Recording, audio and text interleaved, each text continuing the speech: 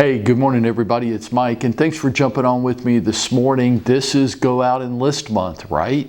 Where we're focused on increasing our listing inventory this month because it's so important, because in this business, you list to last, right?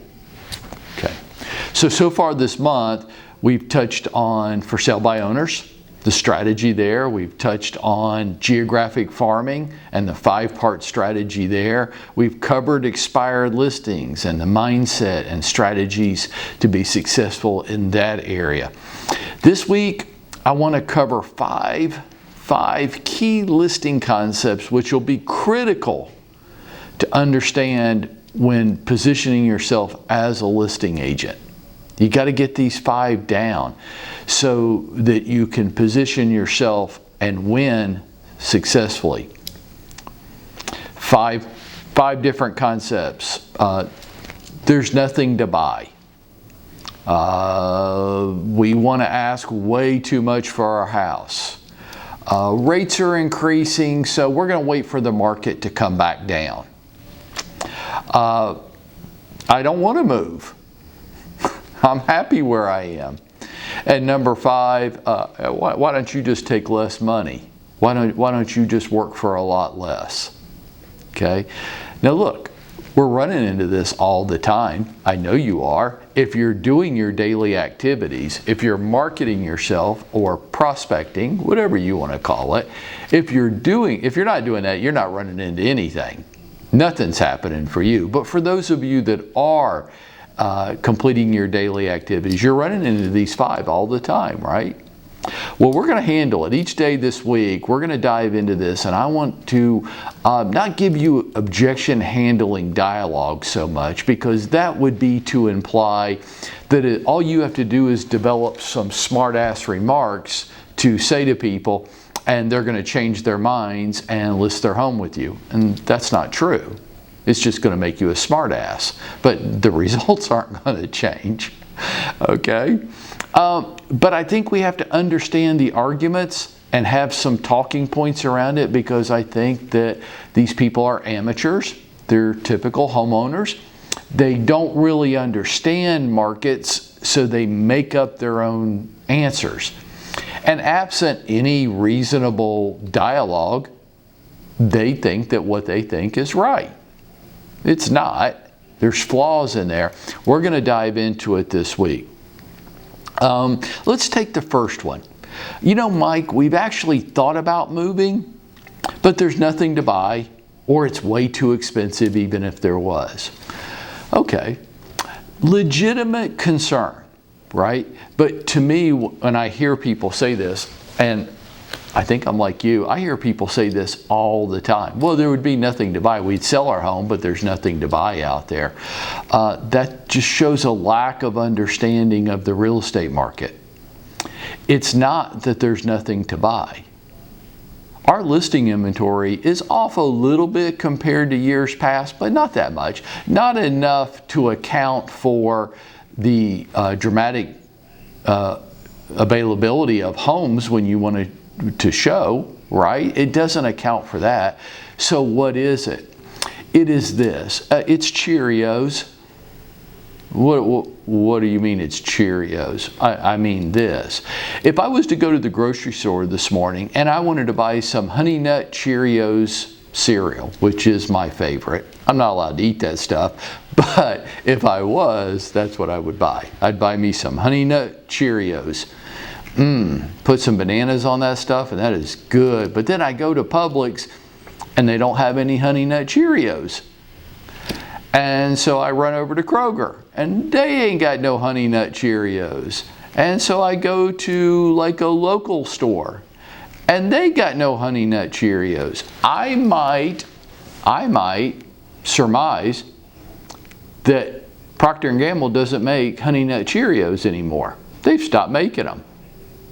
That wouldn't be true. What would be true is lots of people other than me like them some Honey Nut Cheerios. And there's been a big run on them. But you know what? Hey Mike, there's some good news for you. Delivery truck comes this evening. If you come tomorrow morning, you can get you some Honey Nut Cheerios. Oh, I just showed up right before the delivery truck. When I was in college, I worked in a grocery store and I worked in the produce section. And you gain little insights, real little ones, that you can use later in life. One of them is, don't go to the grocery stores on Sundays. Why? They don't get produce delivery on Sundays. You have to learn where your grocery store gets their produce deliveries, their seafood deliveries, anything that's fresh. And you need to go to the grocery store a half day. So if they get their produce deliveries on Monday morning, then you want to go Monday afternoon, right? That's when the best stuff's going to be out. The freshest, best produce is going to be out. Because there's not a home for sale that I would want to buy right now, or when I looked online last night, doesn't mean that that home won't be put up for sale today. Mike, come back tomorrow morning and get you some Honey Nut Cheerios. What I need to do is understand when the delivery truck's showing up, right? Because the perfect home for you isn't for sale right now, doesn't mean it won't be in 30 minutes. So it's not true that there aren't homes for sale. If that is true, then somebody's got to explain to me why we went over 6 million sales in the U.S. for the first time last year. If there's no homes for sale, then what the hell are we selling? The truth is there are homes for sale. The real truth to the matter, the thing that is incumbent upon the modern agent to help people understand, is the shelf life is very short right now. Days on market is very short right now. So when you see the home that you love, that's the perfect home for you and your family, there's one key concept here. You need to be prepared to act, which means we need to have your home up for sale. We need to remove this contingency. And guess what? I have a program that allows you to do that, that either converts you into a cash buyer or allows you to sell your home without moving. Because did you know that? Putting your home up for sale and moving aren't the same thing. Wow, well, if I put my home up for sale and somebody wants to buy it, I've got a number of different strategies that I can help you overcome that dilemma. Would you like to talk about them? And then I would run through them. I would run through my delayed closing strategy. I would run through a rent back strategy. I would run through a cash backed offer strategy. I would run through our easy sale program strategy. I'm the modern agent. You got a problem. I'm bringing solutions to it.